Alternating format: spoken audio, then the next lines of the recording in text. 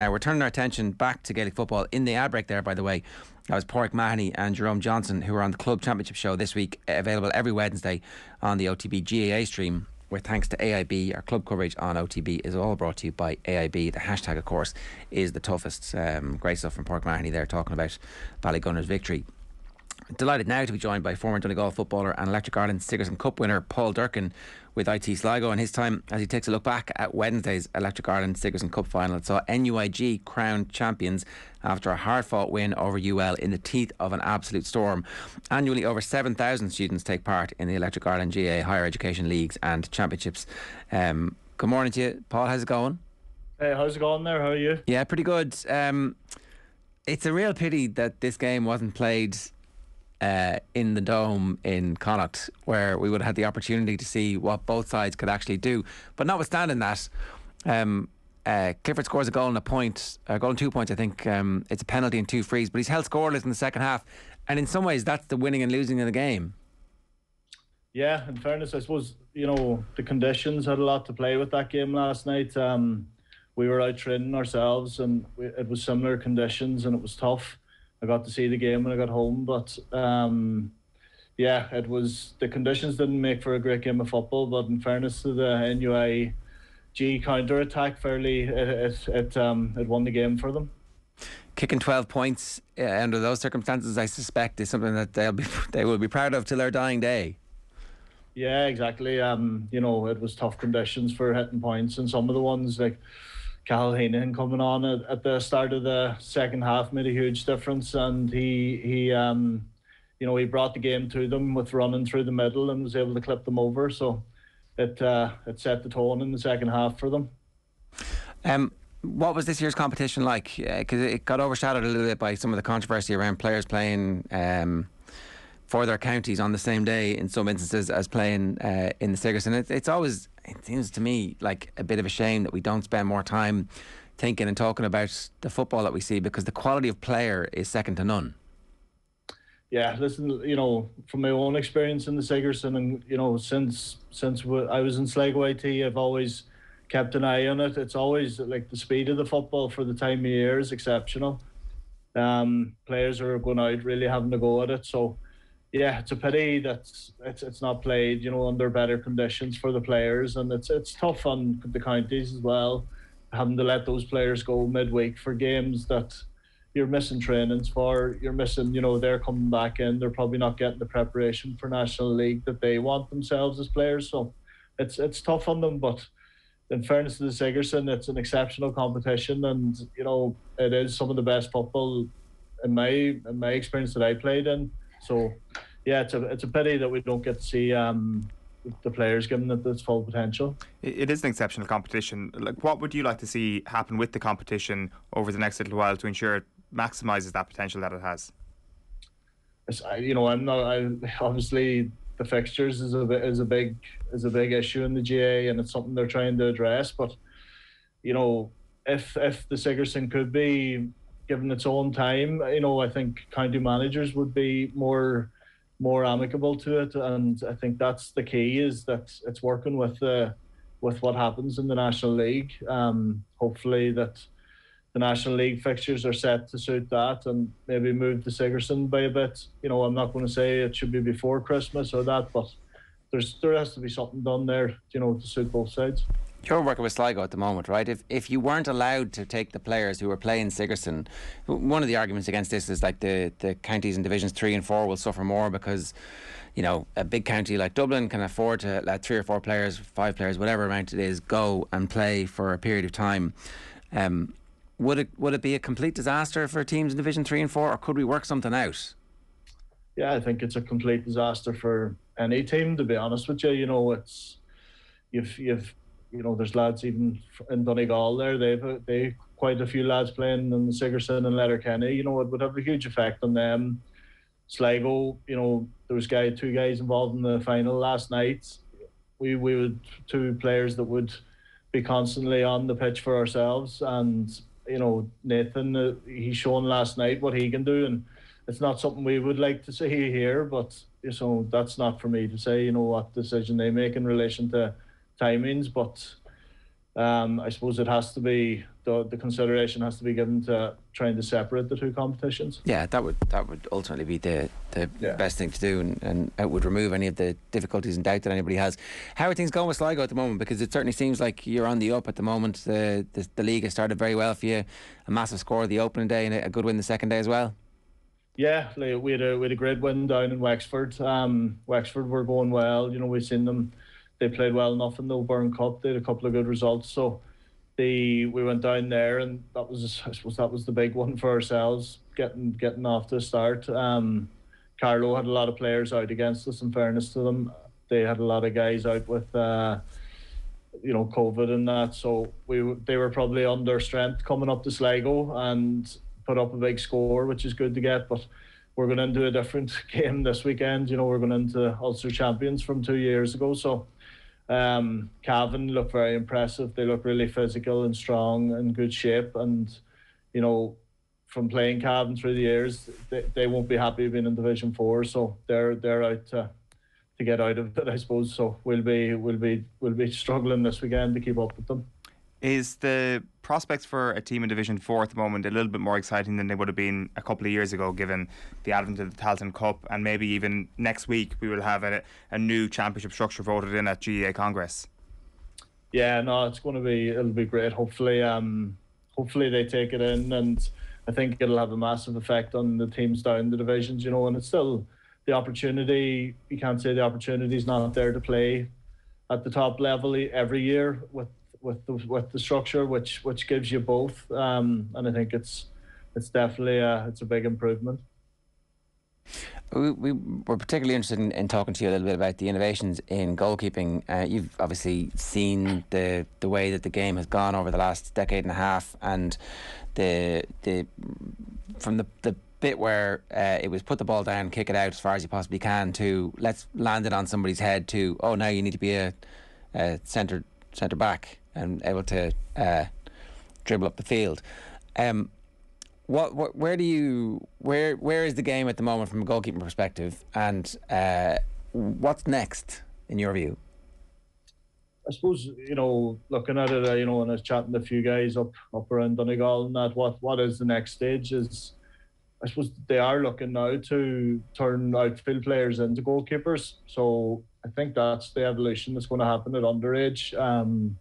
Very hard to turn an adult into a goalkeeper. You still have to do the basics. You have to be able to kick the ball correctly, high balls, shot stopping. It's only 20% of the game, but at the same time, it can't be forgot, because you can see from a lot of games in the last year that big saves have won games. So that, it can't be a forgotten art either in that sense. So yeah, I think, what Began and Morgan are doing, it's probably ahead of anyone, but they're two very, very good ball handlers, and you can see it in Rory Began when he carries the ball. He looks natural.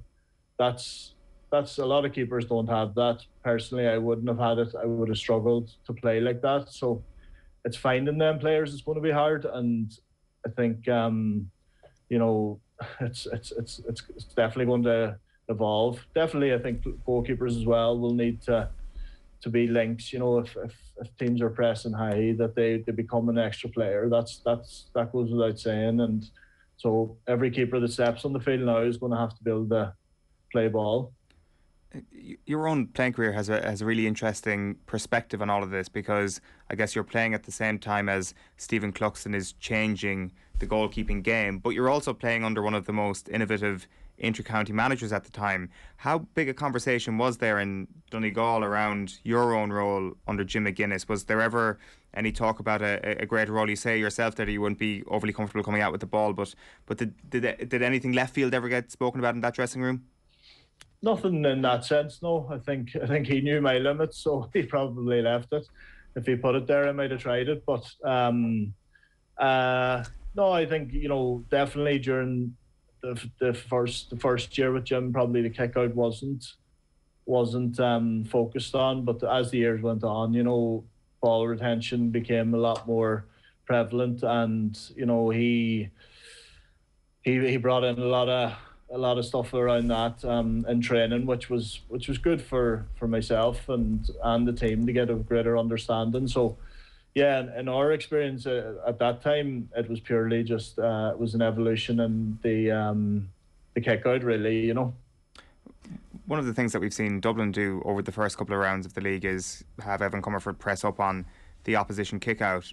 Is that just a good move in general? Like, is it, what would be the biggest potential downfall of that? And I'm talking about opposition kickouts now, so maybe the opportunity to be lobbed from that situation obviously would be fairly minuscule. Yeah, no, you know, if you're pressing hard on a team that are very good at getting shots away, you're going to have to push 7-8 players up into that area, because, you know, we always say if a player can't get free from one man, you know, he's not doing his job. You know, you should be able to get free on a man-to-man basis and get a kick away. So sometimes it takes that extra body.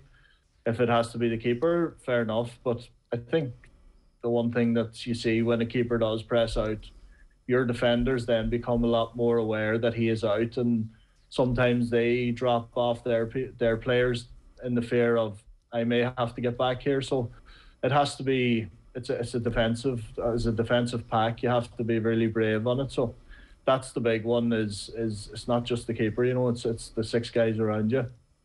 In 2014 in the Dublin game, your bombs to midfield get tipped on, and it's like it just completely the kick was, your ability to deliver that kick so far allows you to kind of clear the press.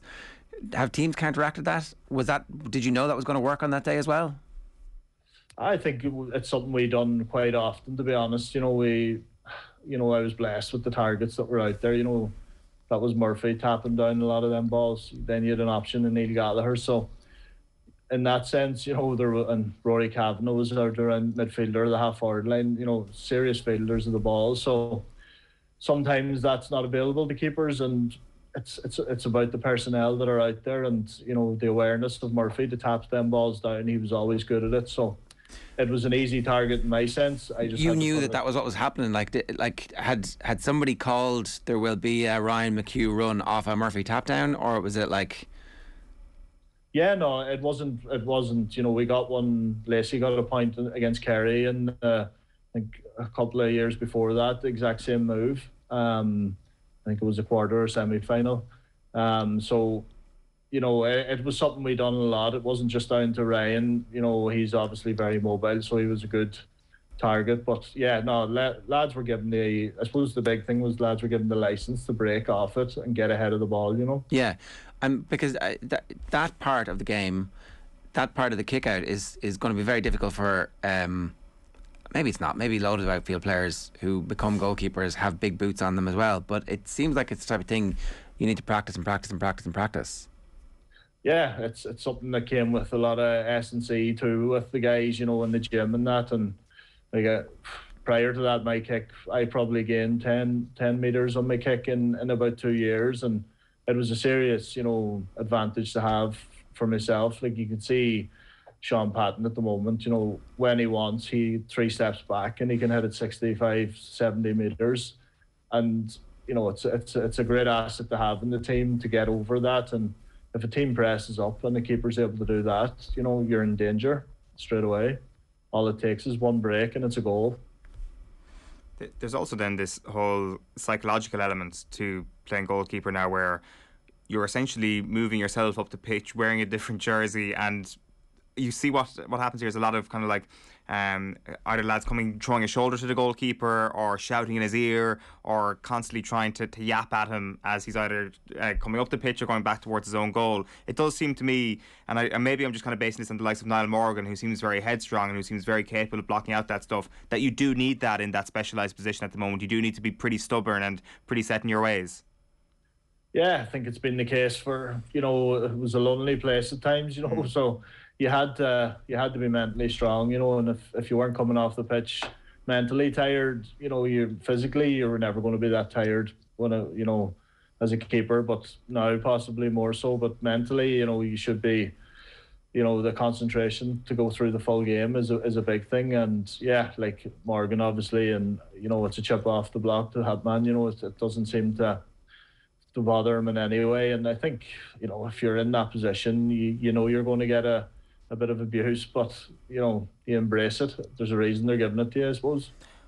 What about from your own perspective then? Say, for example, if we were to pick one of the most famous instances, your ball being kicked off your tee in 2014, how does that affect your own mindset in that moment? Yeah, no, I suppose it was in that moment, that was a mistake I made. I always look back. Probably the biggest mistake I made was the 2 kickouts after it. That was where I wasn't mentally strong, and probably not prepared for it. But I just kicked them aimlessly.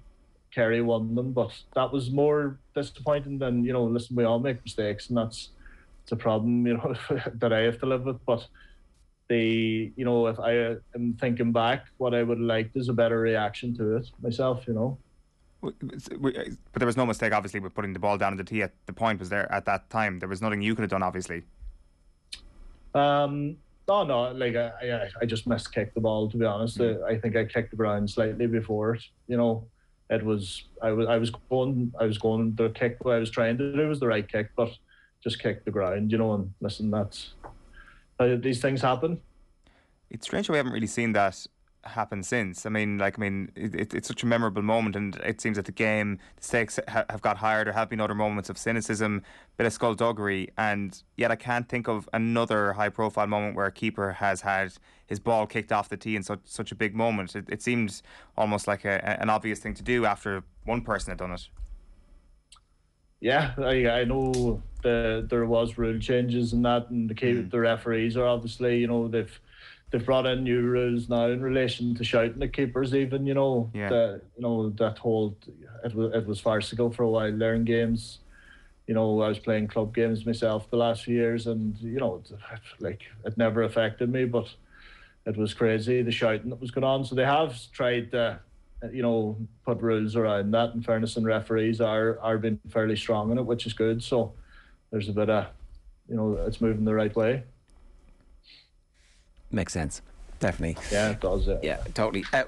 One last question. You said shot stopping is 20% of the job. Is that like a stat that you guys have worked out, or is that a kind of in a best guess? That'll be a best guess. There's no science to that, but I suppose when you're looking at getting training done, that is, if you've an 80-minute session, you're trying to dedicate 15-20 minutes into the the hard work, shot stopping, and then you have to work on the game realistic stuff. There's a lot of one-on-ones I wouldn't consider shot stopping. There's a lot of that on top of that, which is a big part of the game. Just your general handling, it all comes when you're coaching. It all comes into one, obviously, with trying to get the holistic approach to the keeper, but at the same time, yeah, in a game, you mightn't have a shot in a game, so it's just something we try to work to in training, Yeah, no, fair enough. Paul, great to have you with us this morning. Thanks a million for joining us. Cheers. Bother. Thanks, guys. Cheers. That's Paul Durcan there, ex-Donegal goalkeeper, of course, a coach with Sligo at the moment, chatting to us off the back of NUIG's Electric Ireland Sigerson Cup final win last night. Annually, over 7,000 students take part in the Electric Ireland GAA higher education leagues and championships. A reminder, OTB AM brought to you by Gillette. Good morning. Start with Gillette at your best face forward with their new and improved razors.